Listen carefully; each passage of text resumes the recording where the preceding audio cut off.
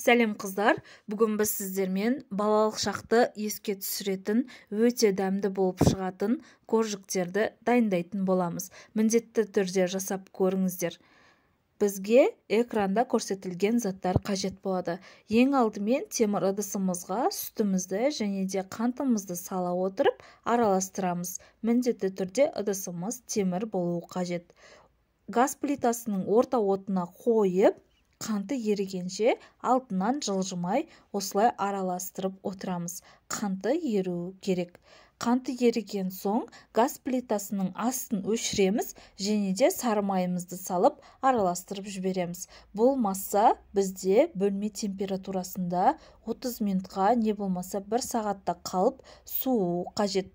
Бір дана жұмыртқамызды алып, жақсылап араластырамыз және де жартысын массамызға құямыз, жартысын бетіне жағуға алып қоямыз. Разрыхительді, ванилинді, тұзды салып араластырып аламыз.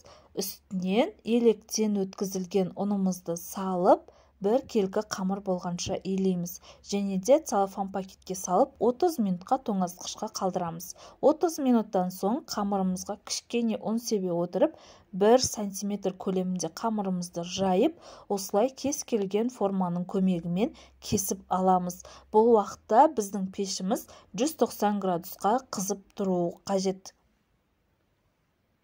Ұнды көп пайдаланбаймыз, өйткені шеттерінен қалған қалдықтарынан қайта-қайта жая отырып, осындай формаға келтіріп, оларды да осылай кесіп алатын боламыз.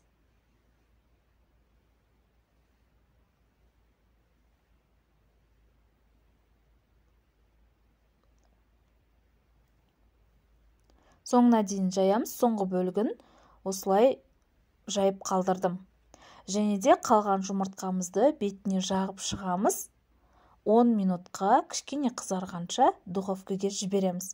Мінекей, біздің өте дәмді коржиктеріміз дайын. Ұнаған болса лайк басыңыздар, комментарий жазуды ұмытпаңыздар.